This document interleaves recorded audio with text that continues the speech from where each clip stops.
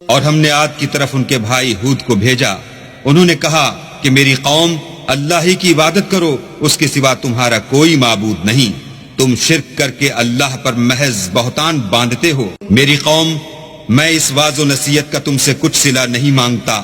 میرا صلہ تو اس کے ذمے ہے جس نے مجھے پیدا کیا، بھلا تم سمجھتے کیوں نہیں؟ اور اے قوم، اپنے پروردگار سے بخشش مانگو، پھر اس کے آگے توبہ کرو، وہ تم پر آسمان سے موسلا دھار میں برسائے گا اور تمہاری طاقت پر طاقت بڑھائے گا، اور دیکھو گناہ گار بن کر روگردانی نہ کرو۔ وہ بولے،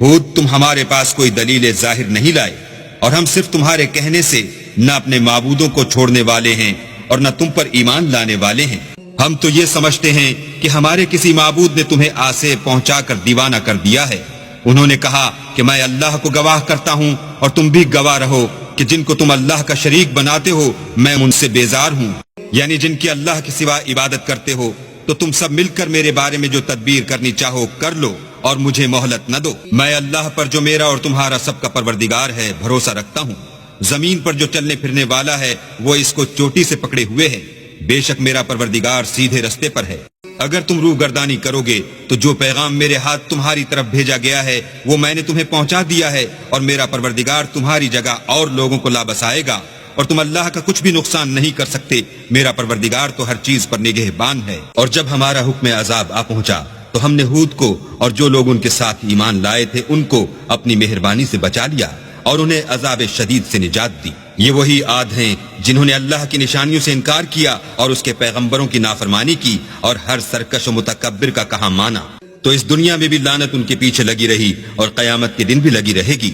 دیکھو عاد نے اپنے پروردگار سے کفر کیا، اور سن رکھو ہود کی قوم عاد پر پھٹکار ہے۔ اور سمود کی طرف ان کے بھائی صالح کو بھیجا تو انہوں نے کہا کہ قوم اللہ ہی کی عبادت کرو، اس کے سوا تمہارا کوئی معبود نہیں، اسی نے تم کو زمین سے پیدا کیا اور اس میں آباد کیا، تو اس سے مغفرت مانگو اور اس کے آگے توبہ کرو، بے شک میرا پروردگار نزدیک بھی ہے اور دعا کا قبول کرنے والا بھی ہے۔ انہوں نے کہا کہ صالح، اس سے پہلے ہم تم سے کئی طرح کی امیدیں رکھتے تھے، اب وہ منقطع ہو گئیں، کیا تم ہم کو ان چیزوں سے منع کرتے ہو جن کو ہمارے بزرگ پوچھتے آئے ہیں، اور جس بات کی طرف تم ہمیں بلاتے ہو اس میں ہمیں قوی شبہ ہے۔ صالح نے کہا، قوم بھلا دیکھو تو، اگر میں اپنے پروردگار کی طرف سے کھلی دلیل پر ہوں اور اس نے مجھے اپنے ہاں سے نبوت کی نعمت بخشی ہو، تو اگر میں اللہ کی نافرمانی کروں تو اس کے سامنے میری کون مدد کرے گا؟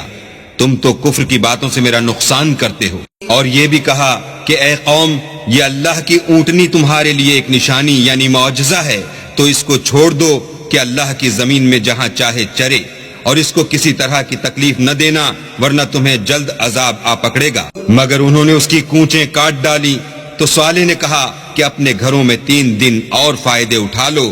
یہ وعدہ ہے کہ جھوٹا نہ ہوگا۔ جب ہمارا حکم آ گیا تو ہم نے صالح کو اور جو لوگ ان کے ساتھ ایمان لائے تھے ان کو اپنی مہربانی سے بچا لیا اور اس دن کی رسوائی سے محفوظ رکھا، بے شک تمہارا پروردگار طاقتور اور زبردست ہے۔ اور جن لوگوں نے ظلم کیا تھا ان کو چنگھاڑ کی صورت میں عذاب نے آ پکڑا تو وہ اپنے گھروں میں اوندھے پڑے رہ گئے، گویا کبھی ان میں بسے ہی نہ تھے۔ سن رکھو کہ سمود نے اپنے پروردگار سے کفر کیا، اور سن رکھو سمود پر پھٹکار ہے۔